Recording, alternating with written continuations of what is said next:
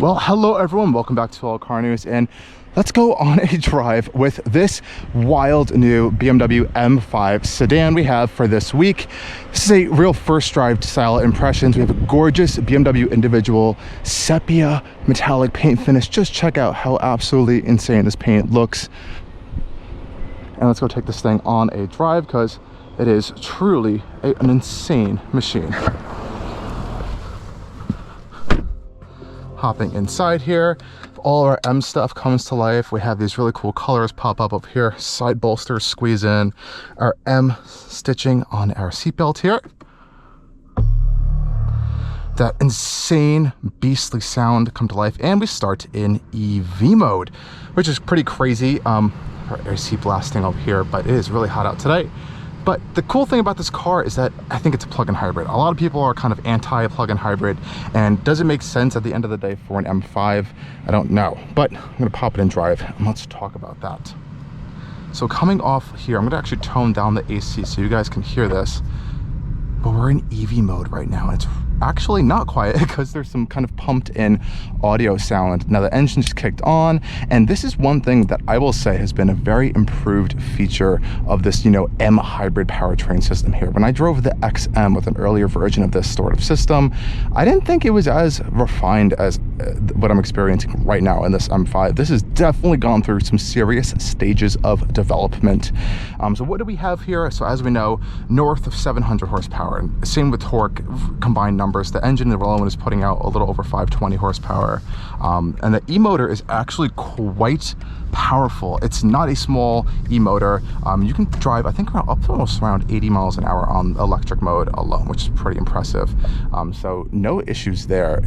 And the seamless in transition between the two has actually been pretty good. I've only noticed 2 or 3 times where there's a little bit of either a delay or a lag or almost a little bit of a confusion between that electric motor and that gas engine coming into life there. But again, I haven't really noticed that too much in this week of this testing so far. This is definitely a significantly larger and, as we all know, heavier vehicle than the last generation M5. And I'm not sure how I feel about this whole weight thing that's going on here, because on one hand, that last generation M5 was surely more agile, track oriented,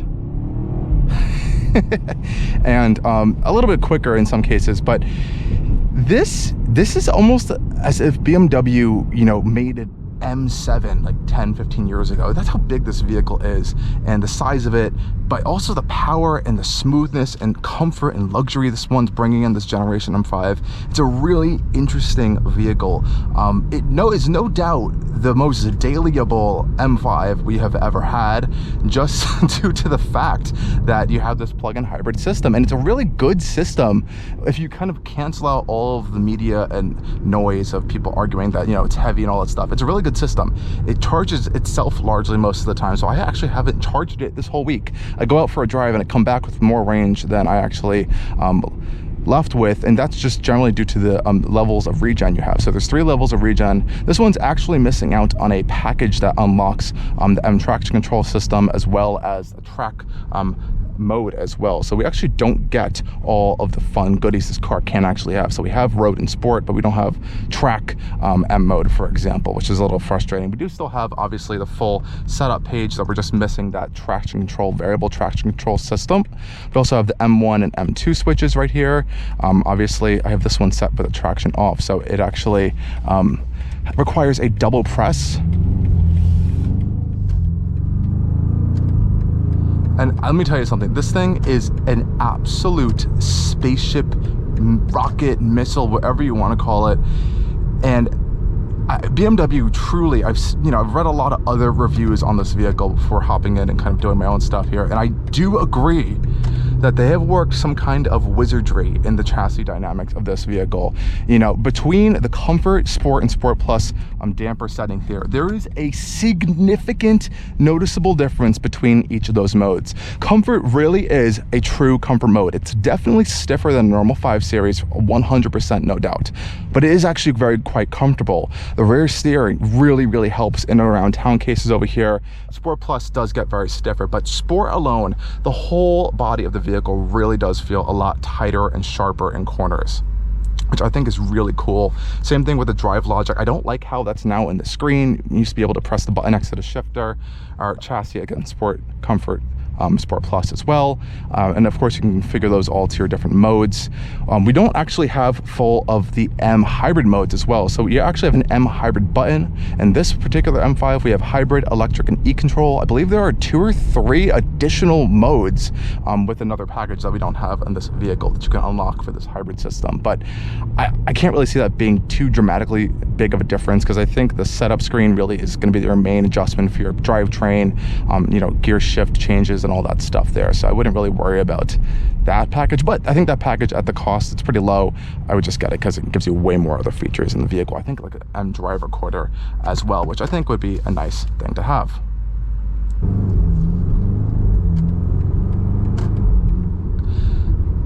Now, one thing to note with the new M5 is that it is quiet. It's significantly quieter than the vehicle it is replacing. There is some pumped in audio, and yeah, in the vehicle you hear that rumble from the base of the V8, especially when you unlock it in different modes. So if I pop it into Sport Plus drivetrain here, you hear those turbos spooling up. But definitely if you put the windows down, but it is definitely a more luxurious, muted experience, I would say, in this vehicle. It is very isolating in that fact. And despite its truly massive size, at the end of the day, it does almost shrink around you in some cases. You know, the hood goes really far down, so you actually have a pretty good view of the road in front of you. The combination of that rear steering, this incredible adaptive damping system as well, all really helps you feel a little more agile in the corners. And when you're really on it, when you're driving it a little bit, it does almost have that effect where it almost shrinks around you a little bit, despite the size of the vehicle. Now, that's not to say the weight is not noticeable. If you go over like a pothole or a bump, or it's really, you feel it, I think, in the rear most than anything. You kind of feel that weight kind of in the body, and it's no matter what of suspension trickery can really hide that at the end of the day. But I think they've done a good job at doing so, because this does not feel like a 50 plus 100-pound vehicle at the end of the day. So I think that's where they really did a good job on this all new M5. Coming out onto the highway here, so I got some nice shifts for you guys.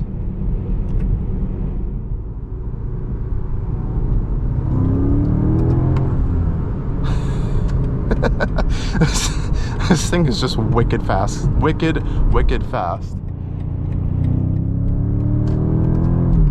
It really does get up to speed in no time. Now, out here on the highway, since we don't get all those modes, we're actually missing out on that boost function on the left paddle. So instead it turns into more of a kick down paddle. So you just hold it, drops it down to 3rd gear, and you can just head off.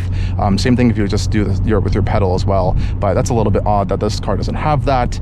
Another interesting omission that BMW has excluded from the M5s, at least for now, is the full driving assistant that you can actually get in other 5 and i5 series vehicles. And what I mean by that is I'm going to put on my full radar cruise control system here, and you know, at the end of the day, this is a great system. It has steering assist, lane keep assist. BMW's systems work well, but you don't get the ability to have the highway assistant where you can take your hands off the wheel and literally turn to mirrors and it'll change lanes for you. This vehicle has the step right below that where you can activate lane changes manually. If you're using BMW's built-in connected navigation system, it will suggest lane changes for you and you can confirm them with your gear indicator there, but it doesn't have that next level up. So I'll just confirm that lane change assist there. So I'm gonna put my lane change indicator on there. You can see it's assisting the lane change for me, which is pretty cool. It does it very quickly. I like that. But you know, this is still a great system, but I think what BMW is saying is don't use this, drive the car and turn off all the nannies, because that's what this thing's really about at the end of the day. So I'm just gonna do just that while we're out here on the highway here. And speaking about on the highway, we all know this car is an Autobahn muncher. This thing is a beast on the highway. It is comfortable, it is planted, it is very, very stable at any speed. I guess I can't really confirm that today, but I can tell you that it is a really, really great highway vehicle. It's really isolated in here, you know.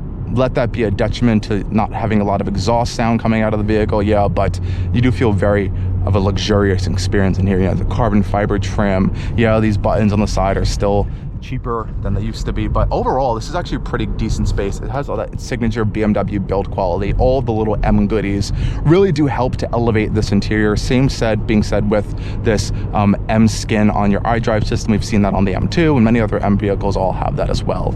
So overall, I think it's doing a lot of good. Apple CarPlay works well.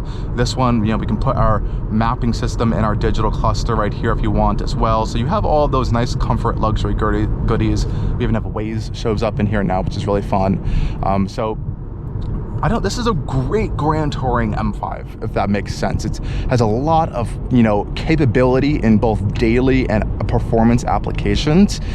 It is unearthly quick. It's ungodly quick. It really is wildly fast. Even despite this weight, I like how this EV powertrain in the vehicle can kind of aid in fuel economy, even though at the end of the day it may, you know, they say it may just be for, you know, meeting regulations. It is really a performance hybrid. That hybrid battery and systems are really being used for performance applications. There's like torque comes in full torque at 1800 RPM because of this system. Like, that's nuts. You feel like you're taking off all the way up throughout the rev band. So it is really nuts. And this V8 still revs up to like around 7,000, a little bit north RPM. So you're not losing out on that experience. I think a lot of people are going to warm up to this car really quickly. Tuning capability is still there with the V8, still there with, you know, other mods people are going to be doing with this car. So I think a lot of the internet hate we've been seeing on this is just a little overhyped.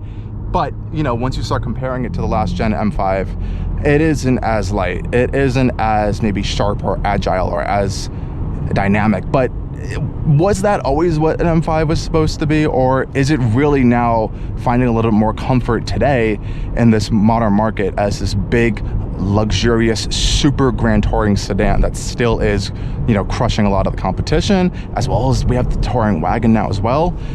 I'm gonna let that up for you to decide. I hope you guys can get an experience in one of these, but I personally have been having a blast in this car of the week. I love BMWs. I love their latest generation iDrive. I'm not looking forward to the new generation stuff. I'm a little bit terrified. We'll see how that plays out, but this is a good car. I think at the end of the day, I think people will warm up to it, like I was saying, but I'm gonna shut up. Hopefully we don't get into traffic, and I'll just do some M5 driving for you guys. And stay tuned, of course, for our full tour review. If I don't see you guys there, thank you guys for joining us here on Allcarnews. And as always, stay tuned for more coming soon. Cheers. Now, as we come into some more denser traffic, while we may not have the full highway driving assistant feature, which we have tested before, we do have Assist Plus. So around 40 miles an hour, it should activate around now. It's going to track my eyes, and these are going to be cases where actually you can take your hands off the wheel. So if you're sitting in traffic on a commute somewhere, maybe a commute to the track, but you can see Assisted Driving Plus will pop on, and under 40 miles an hour, I can take my hands off the wheel actually. So that's kind of cool. We'll have green lights pop up on here, but that is really just for traffic situations. So let's see if it pops up one more time for us here as we slow down in traffic.